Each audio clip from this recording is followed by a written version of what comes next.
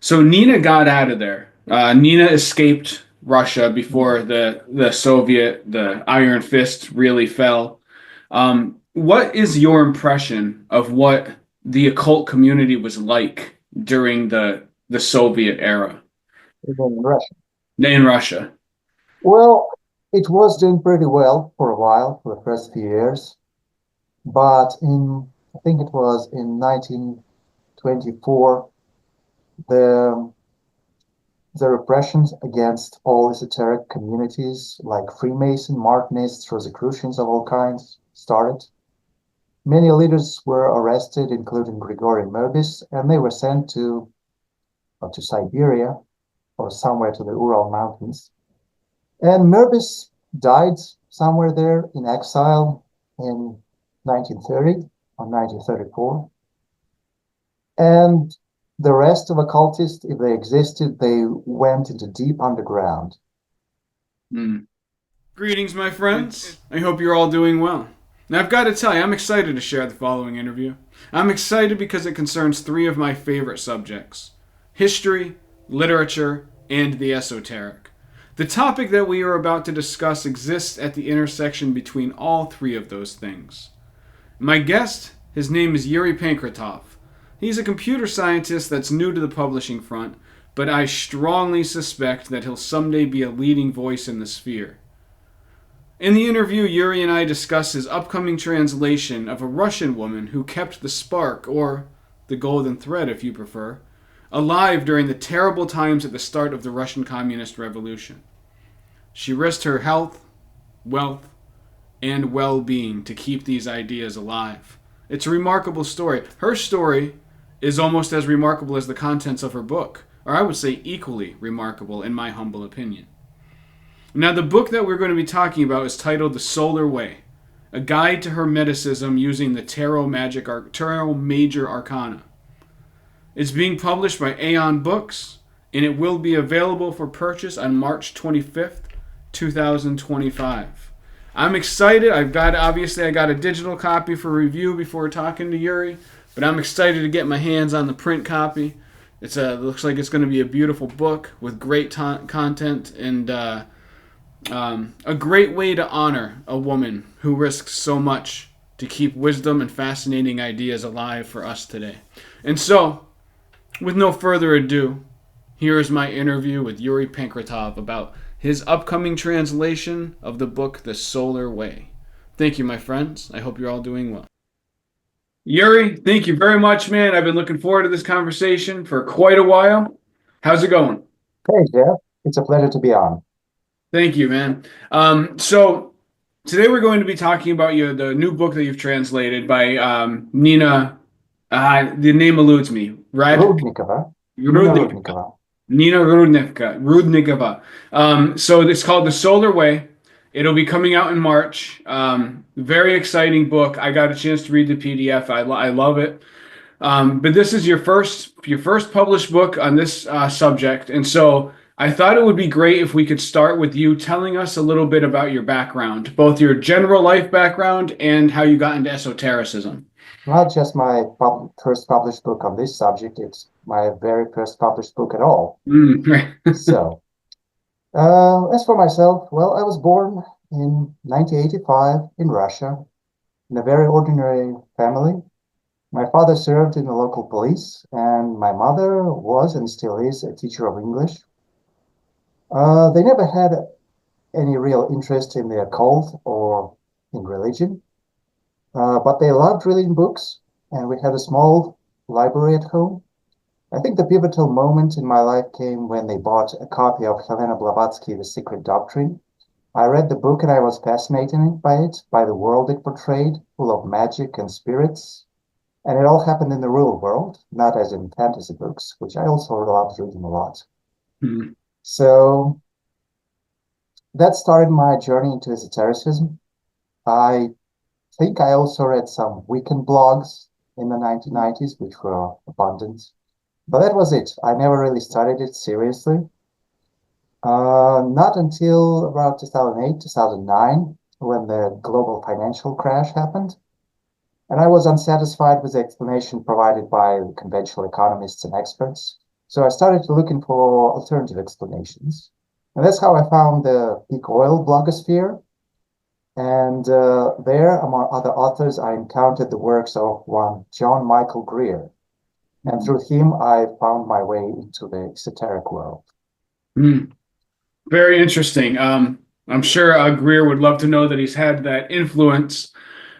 So the book that you translated is titled The Solar Way. Could you tell us or explain to us how you came upon this particular book as a book to translate?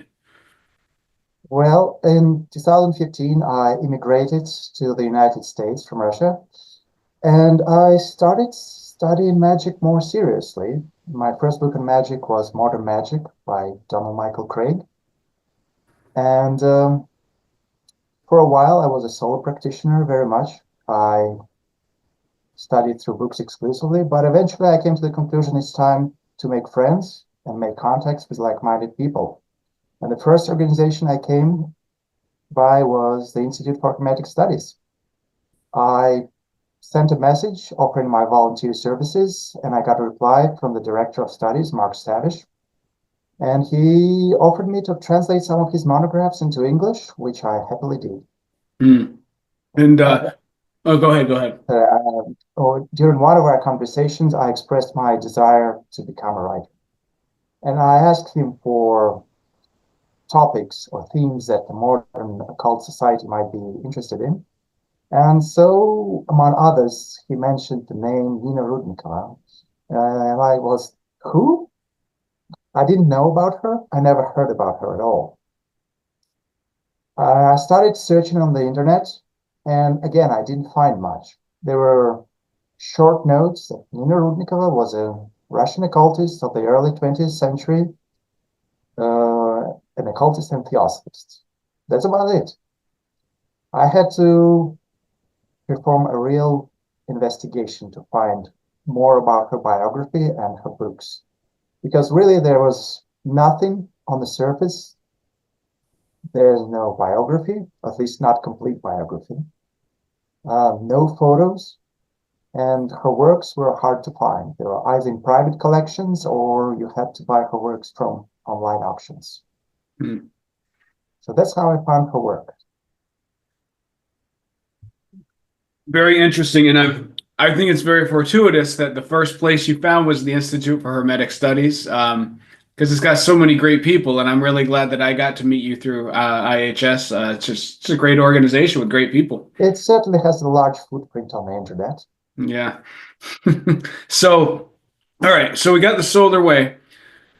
What I would like to say to viewers and listeners is that the Solar Way is a book. It's a we're going to get into what the book is about, but it's an esoteric spiritual text. But the story behind the book is almost as interesting as the book itself. So, could you tell us a little bit about Nina, about her story, and about how her works came to light? Yes, Nina Rudnikova had a really dramatic life. So Nina Pavlovna Rudnikova was born in 1890 in St. Petersburg, the capital of Russian Empire.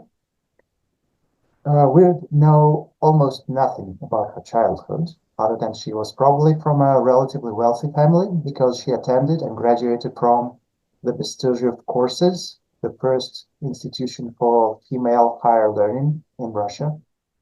She got a medical degree of some sort. And we know that she has interest in poetry and occultism.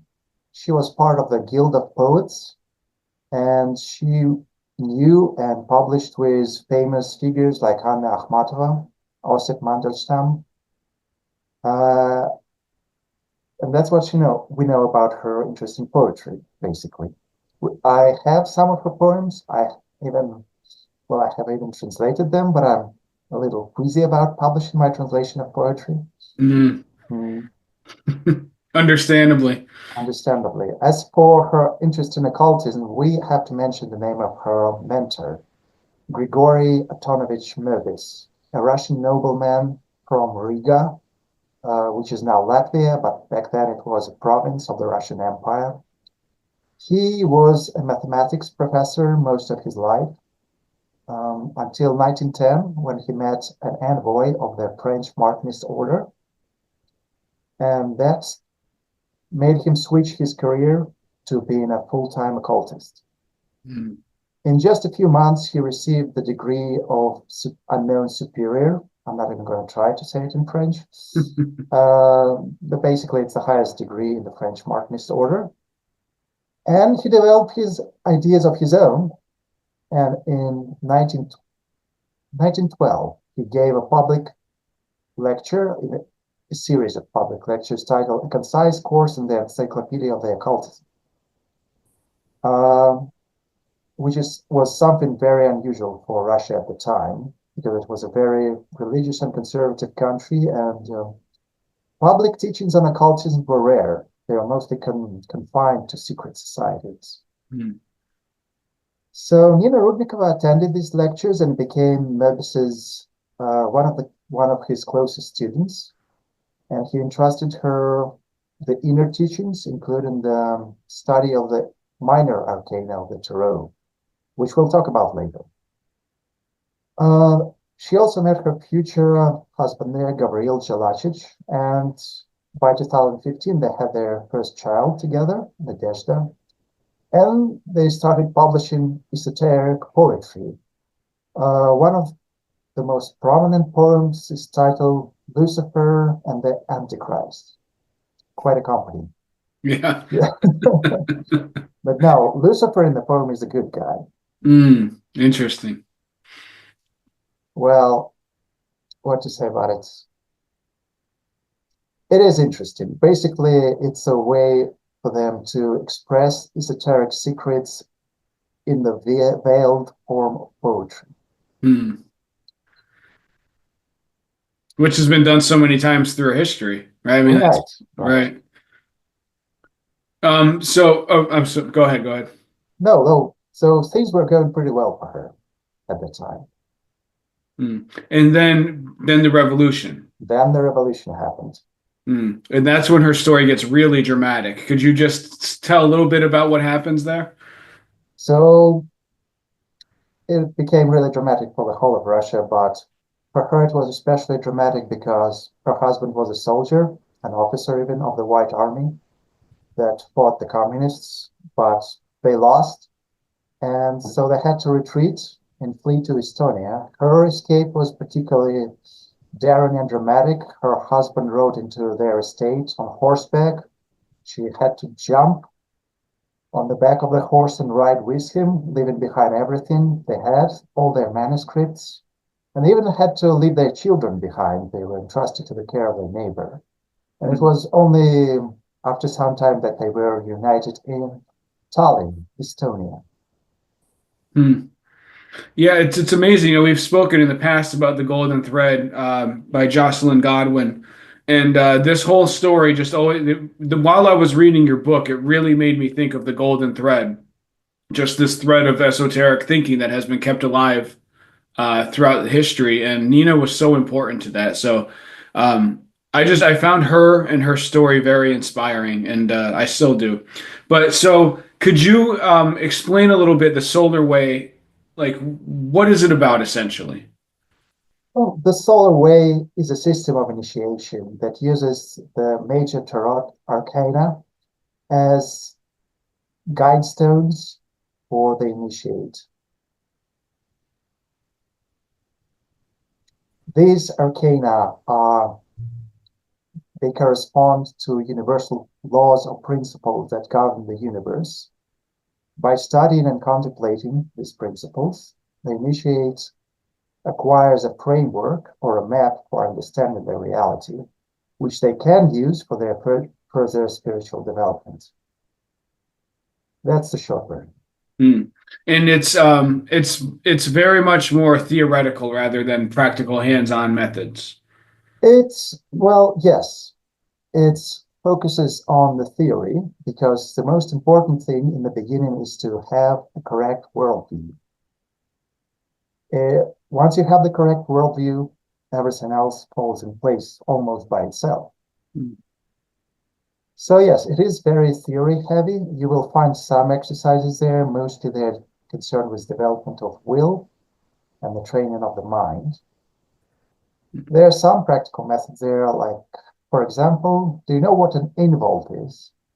Mm, no. Well, an involt is basically a curse. Nina Rudnikova describes it in her book as an astral bomb charged with negative energies, Mm, which you then hurl at your target. And how do you counteract that? Well, borrowing the modern language, Nina Rudnikova says, well, I'm using the modern language.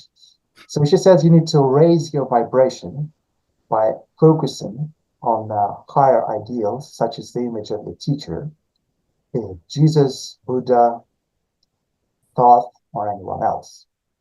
mm, That way, this bomb will miss you. And what does it do when it misses you?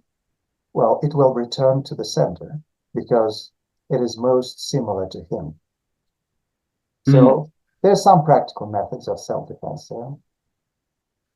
Very interesting. And Nina was a psychic healer. Yes, so in Estonia, she did some a variety of jobs. So she published in Russian periodicals, and she taught occultism, and she also tried to establish a healing institute, an institute for psychic healing. I think that was the name, because she knew how to heal by laying on hands and also at a distance. And it went really well at first, but then a few years later, the Estonian government, under pressure from the healthcare industry, started to crack down on all alternative practitioners, like homeopaths and healers. And she had to stop this enterprise. However, she continued to teach occultism in, um, in various groups, which mostly consisted of Russian-speaking Estonians and Russian immigrants. Mm, And she even founded the Solar Way Society for her most trusted students. mm. Very interesting. And so the solar way is very much connected to the major arcana of the tarot. Could you just expand a little bit on how that connection works? Well, as I said before, each arcana, each arcanum is connected to one universal principle. For example, the first arcanum, which they use French tarot, so the first arcanum is the magician and not the fool. The first arcanum is the magician. It is connected to the principle of unity, uh, which is basically about the relationship of the microcosm and the microcosm, Mm, or which can be expressed in the Hermetic motto as above, so below, which is to say that the microcosm, a human, contains in him the whole universe, the microcosm. mm, And you meditate on this idea, you meditate on the image on the card, you think to yourself, what does it represent? Why does the magician stand that way with one arm raised and the other one lowered? What does it mean? And you get insights. Uh, Valentin Tomberg has been meditating on the Tarot Arcana for 40 years before he wrote his books, majorly the meditation on the Tarot. mm. But he gained profound spiritual insights from that, and he was able to reconcile his study of Hermeticism with his Roman Catholic faith. Mhm. And so, yeah, one of the interesting, or not interesting, one of the kind of amazing aspects is when the Bolshevik Revolution occurred and the Soviets took control, or what became known as the Soviets, and the communists took control. Um, and she was able to still persist, or she did still persist in a very kind of dangerous climate. Could you talk a little bit about that? Well, she had to leave the country because her husband was a soldier in the White Army, that is to say, the Tsarist loyalists who fought against the communists. But they lost the war, and so they had to flee from Russia into Estonia. And her escape was kind of dramatic because her husband wrote into their estate on horseback, and she had to jump on his horse and ride with him, leaving everything behind. Very dramatic. Very. And they literally rode into the sunset, and they settled in Tallinn, Estonia, which back then was known by its historic name, Revel. Hmm. And there she continued to study and teach esotericism. She created a society called the Solar Way Society. She also gave a series of public lectures, which were eventually published as a book called The Solar Way, Hmm. which is the one that I translated into Right. English.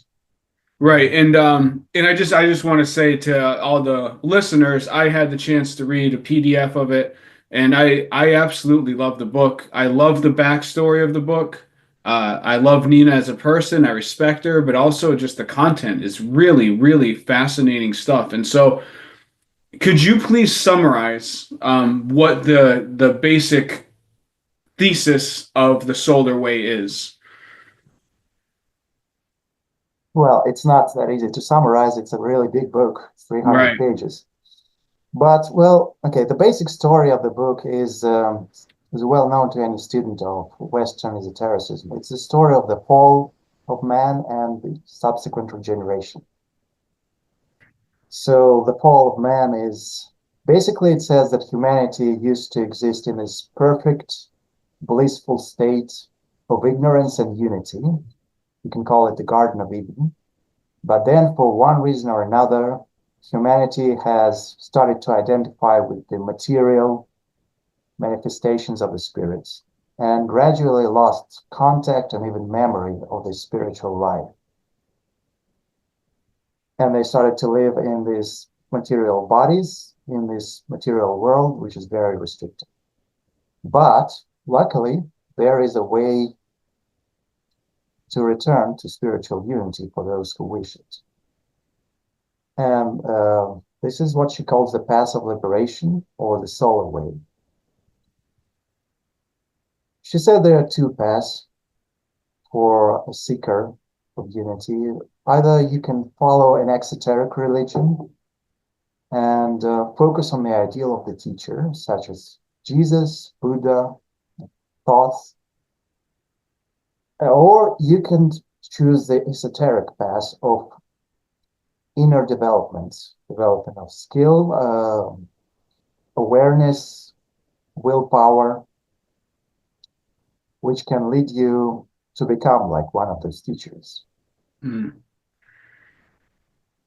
And the path basically involves gradual disidentification with material manifestations and identification with spiritual ideals. And to do this, the path is divided into study of 22 cosmic principles that underlie the universe. These 22 principles are symbolically represented by the 22 major arcana of the Tarot. Through studying and contemplation of this arcana, the students gets to know the spiritual world. And this is how the initiation goes. That's the short version. And thank you very much for that.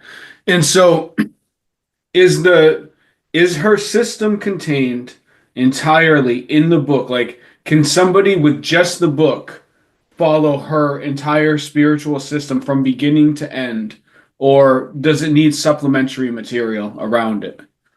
Extra material? Well, the purpose of the book is not really to guide you to enlightenment. These 22 major arcana of the Tarot, the study of them, it leads you to establish a framework or a map for understanding reality. It teaches you how to think like a magician. And with this framework or map, you can decide where you want to go, Hmm. be it enlightenment or something else. Hmm.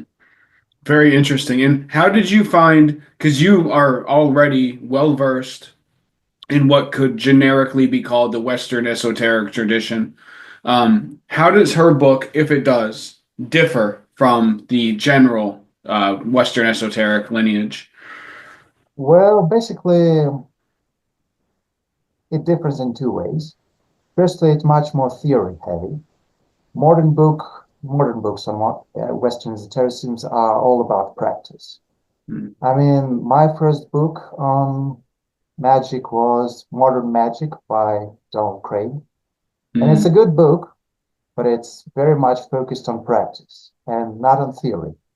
You Mm. can do the ritual, but you don't really know why it works or how it works. On the other hand, Nina Rudnikova's book and other books of that age, they very much focus on theory. You learn how the rituals work and why things manifest, but they don't really give you a lot in terms of practical applications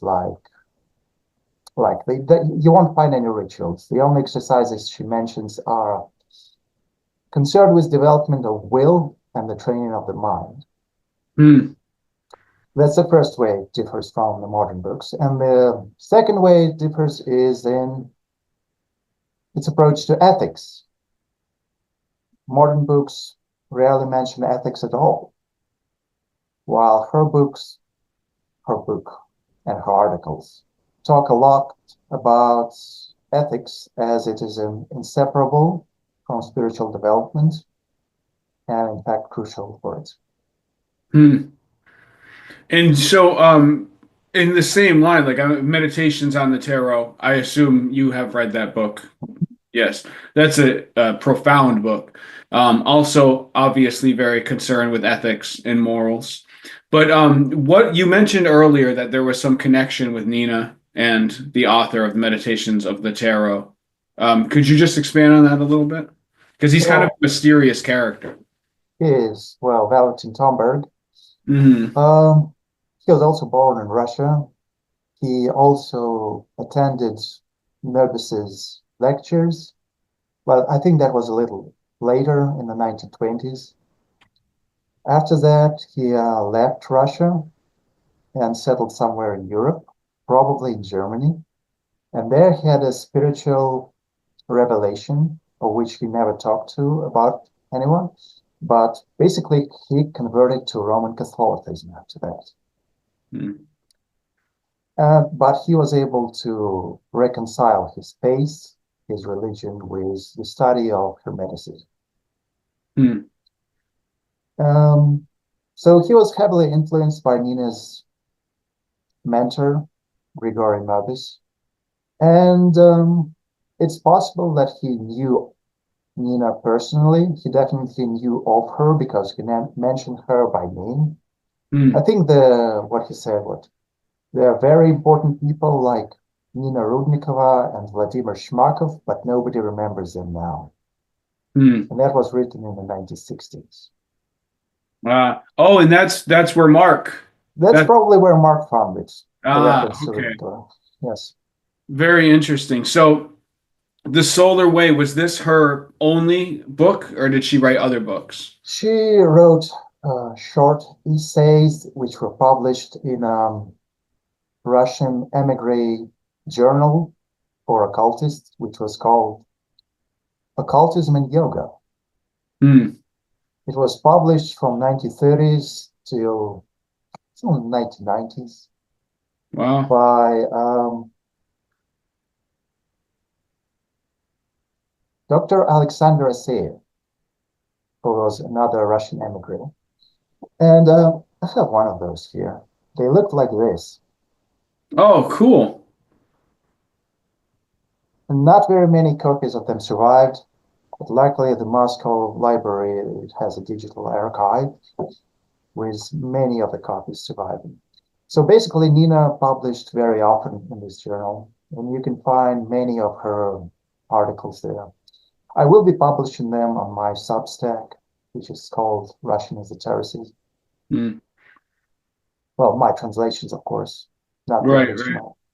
No, this is it's very exciting to me because this tradition um could have been lost. And but some of the books have survived.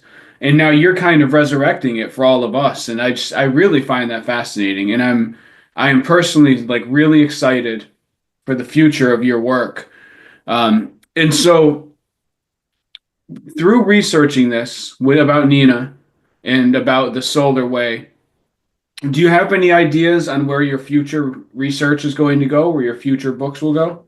Well, there's this whole school by Grigory Merbis. I got to tell you something. So there's this system of initiation. It really has two parts. The major arcana, which gives you the map of reality, the framework to understand it. And there's also minor arcana that has practical exercises that you need in order to achieve enlightenment. Hmm. Very. Oh, so the book did they write them together? Okay, so the Merbis's lectures were compiled into a book called The Encyclopedia of Occultism, which I have already translated. It's already in production. And also he had the teaching on minor arcana, which Nina Rudnikova studied almost exclusively. And she compiled her notes with a friend, and they also made it into a book, which later made its way to Brazil, where it was translated into Portuguese and published as the Minor Arcana of the Tarot. The author of the book notionally is Grigory Merbis, but it's clear to me from the language used there that it was Nina Rudnikova's interpretation of his work. Hmm. So Nina got out of there. Nina escaped Russia before the Iron Fist really fell. What is your impression of what the occult community was like during the Soviet era Even in Russia. in Russia? Well, it was doing pretty well for a while, for the first few years, but I think it was in 1924, the the repressions against all esoteric communities like Freemason, Martinists, Rosicrucians of all kinds started.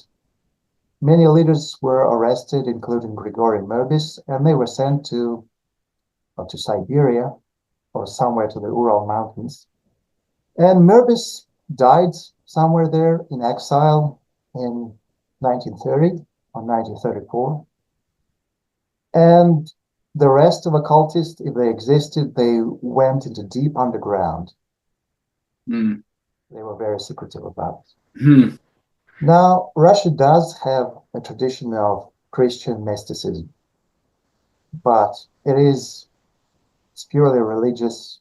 It's not intellectual, even though its practitioners can achieve very deep spiritual experiences and states of being. Hmm. Interesting. Oh, so what do you think you trace the solar way to the work of what was his name? I'm sorry, I forget his name. The first person who wrote the dictionary or the encyclopedia. Yes, so Nina Rudnikova's work is based on the work of her teacher, Grigory Merbis. Okay, okay. And his work was inspired by and influenced in many ways by Papus, the Gerard Pankratov, the leader of the French Martinist order, who was in turn influenced by Eliphas Levi. Wow. So we can say that this tradition started somewhere in France. That's fascinating. The roots go way, way back then. And I don't know who was Eliphas Levi's teacher. So Yeah, I think at some point we lose touch with it no matter what. So, yeah, that's very interesting stuff. So, you said Nina also wrote a series of essays. Were those essays in the same material as the Solar Way, or were they different topics? well, they weren't all connected to the Arcana of the Tarot, but yes, they were all in the same vein. Hmm. And are we fairly sure that all of her works, like, have any of her works been lost? Oh, yes. Oh, really? a big majority, the majority of her works were lost. We can say that for sure. Because, well, first of all, some of her early works were lost when she had to flee the revolution. Secondly, um, part of her works were lost in World War II. They were entrusted for the safekeeping to her younger daughter, Helena, but she lived in Poland, and when the war came there, she had to flee, and in the process, she lost most of her mother's manuscripts. Man, that's a family that had a tough run of things. Yeah, she had a really dramatic life. Yeah, yeah, very, very dramatic. Um, yeah, I think I mentioned to you about Ouspensky in that book, Letters from Russia. Ouspensky was from the Gurdjieff school of thought, and he was in there at that same time. And my imagination just runs at how big the network was of interconnected esotericists, you know? We may never know. We probably never will know.